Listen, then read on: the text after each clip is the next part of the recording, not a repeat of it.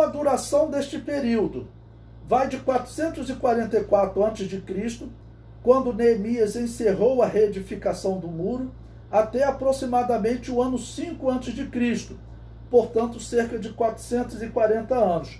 Por que o ano 5 a.C.?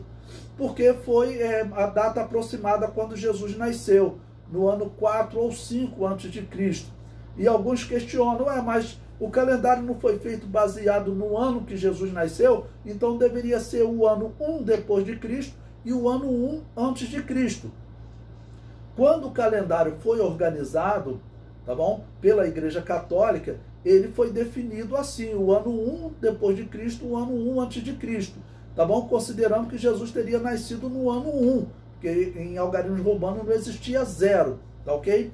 Porém, depois eles descobriram que eles tinham errado, tá bom? O ano do nascimento de Jesus, porque não havia sido registrado em cartório, Jesus não era um rei, eles não tinham controle especial sobre essa data. E eles chegaram a essa conclusão por quê? Eles chegaram a essa conclusão devido à morte de Herodes, porque Herodes ele morreu no ano diferente do que eles haviam dito que Jesus havia nascido. Herodes morreu no ano 749 da fundação de Roma.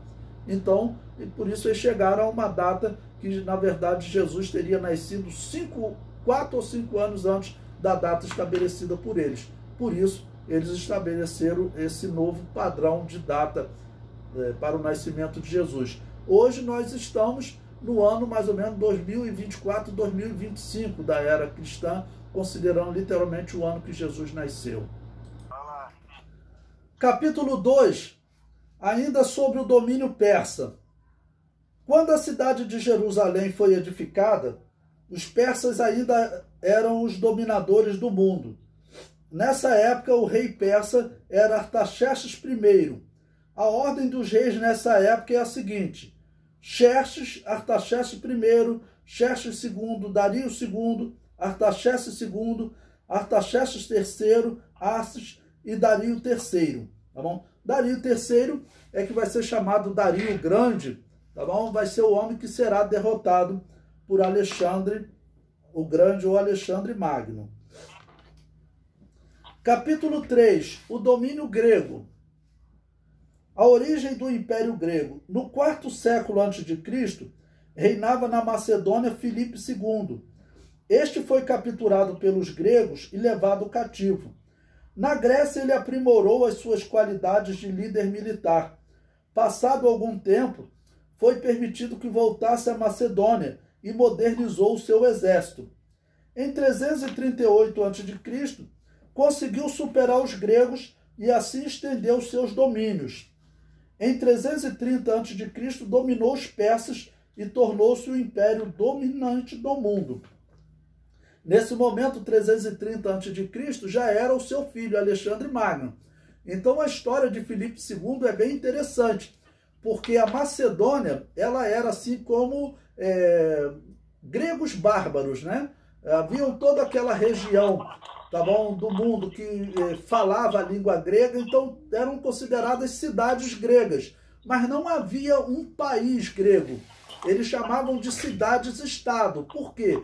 Porque elas eram independentes, tá bom? Tinham algumas leis particulares, tá ok? Às vezes faziam guerras entre si.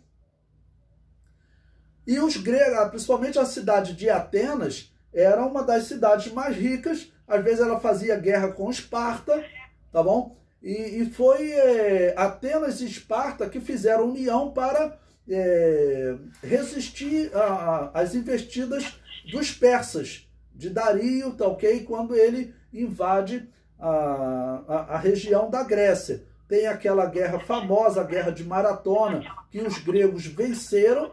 Então, naquela guerra, eles não foram dominados por Dario, tá ok? E eles continuaram crescendo, tá ok? E o que aconteceu? Atenas dominou uma região da Macedônia, que eram considerados bárbaros, tá ok? Tinham uma cultura bem inferior, mas eram grandes guerreiros. Então, o que Atenas fez? Vamos pegar esses bárbaros, vamos ensiná-los, um pouco da cultura grega. Quando fizeram isso, os bárbaros vieram, no caso Filipe II, tá bom?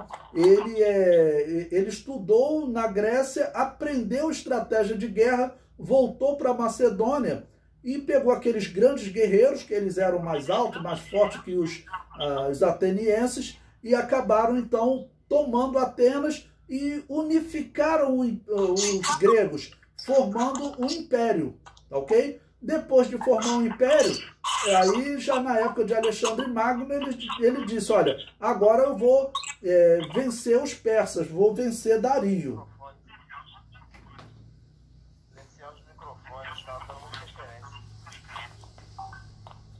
Quando Alexandre venceu os persas, partiu para conquistar o Egito e Canaã ficou no caminho. Diz a história judaica, não relatada na Bíblia, que quando Alexandre se aproximava de Jerusalém, o sumo sacerdote Jadua foi ao seu encontro e lhe mostrou as profecias de Daniel, segundo as quais o exército grego seria vitorioso. E assim Alexandre teria favorecido os israelitas em diversos momentos. O domínio grego durou até 197 a.C., quando foram vencidos pelos romanos. Essa vitória dos romanos também foi assim, vitória sobre regiões, porque na época dos romanos, 197, já não existia um império grego, tá bom? O império foi dividido. Se vocês pegarem, por exemplo, o mapa da CPAD, você vai encontrar, tem um mapa que ele mostra as várias divisões do Império Grego. Depois da morte de Alexandre, não teve um imperador, mas teve 4 generais que disseram, olha, você fica com uma parte, eu fico com outra, e fizeram uma divisão entre si.